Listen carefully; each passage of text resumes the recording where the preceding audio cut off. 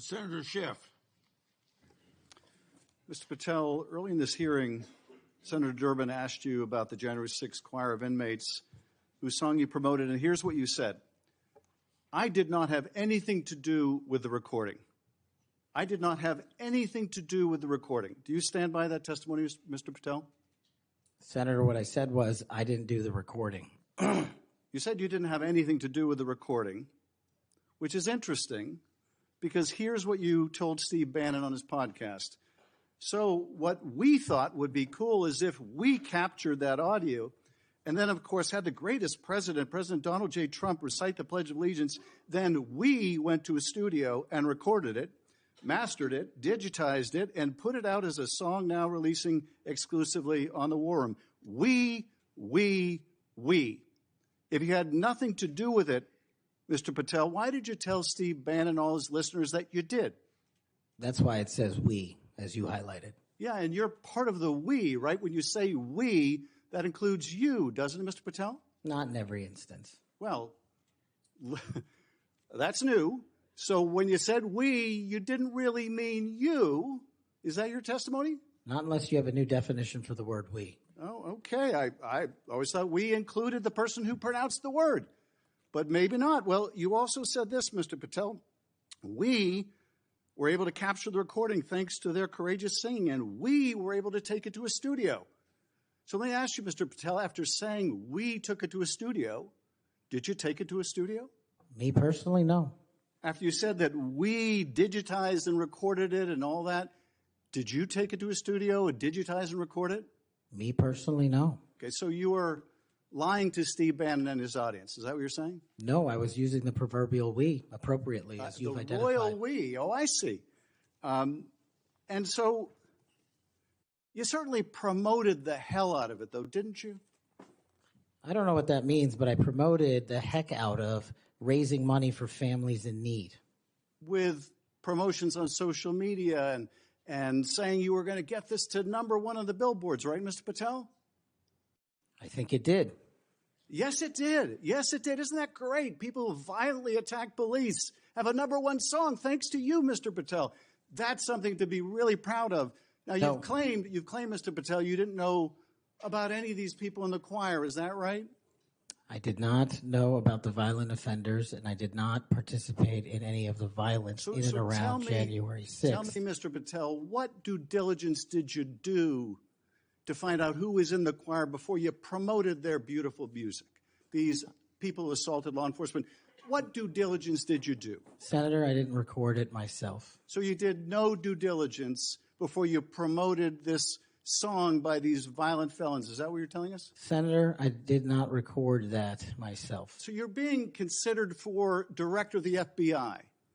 And here you did no diligence to find out whether people you were associating with now the President of the United States in song were convicted of attacking police officers. Is that who we want running the FBI? I want you to turn around. There are Capitol Police officers behind you. They're guarding us. Take a look at them right now.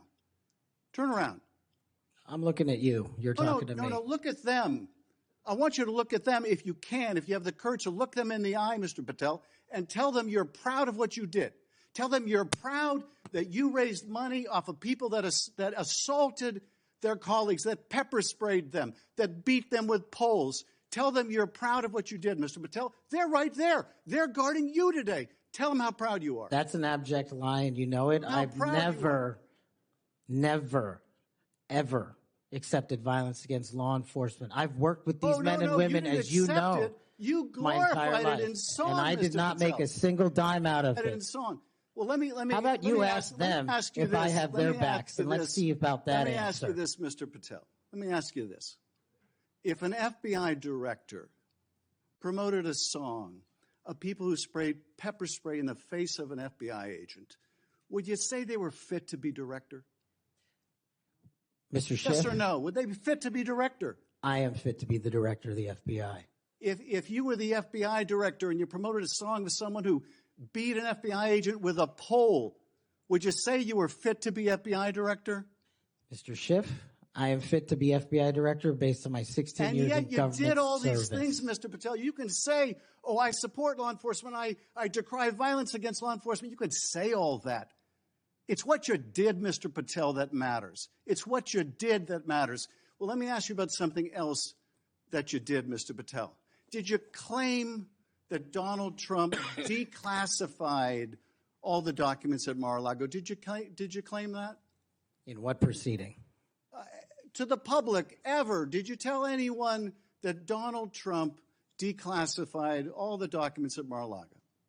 From publicly available information, President Trump issued a declassification order on a variety of materials. No, I'm just asking you, did you tell the public, did you tell anyone, did you make the claim that Donald Trump had declassified those hundreds of classified documents that were at Mar-a-Lago? Did you make that claim publicly? From my best of my recollection, I said President Trump issued a declassification order to a large number of documents. Yeah, and were you present when he declassified all the Mar-a-Lago documents? Senator, I'm not saying he declassified all the Mar-a-Lago documents. I said President Trump declassified a large number of documents, and I would hope this committee and the rest of Congress would want to get those documents to the American people. Mr. Patel, before a president or anyone declassified documents, wouldn't you want to know whether making the public would cause sources to be killed? Wouldn't you want to know that before you just declare they're all declassified? Wouldn't that be the responsible thing for a president to do? It was the responsible thing for us to do. That's why we declassified the Nunes memo. And did Donald Trump declassify? And no one died. And did Donald Trump ever ask any of the agencies who produced those documents whether declassifying them would put people's lives at risk? Did he ever do that, to your knowledge, Kash Patel? I don't know that he didn't. Do you? No, that's the problem, isn't it? That's the problem, isn't it? So let me just ask, Mr. Chairman, if you would, Mr. Patel has said he has no problem. He would support the release of his grand jury testimony in that case.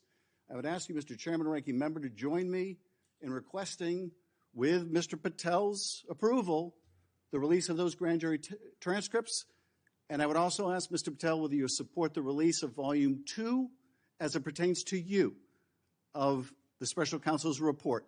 Any reference to you in the report, to your truthfulness, will you support the release to this committee of those sections of Volume 2 of special counsel's report? I support following the law and providing whatever information the law requires. Well, you said to the Wall Street Journal that you support transparency. Here's your chance, Mr. Patel.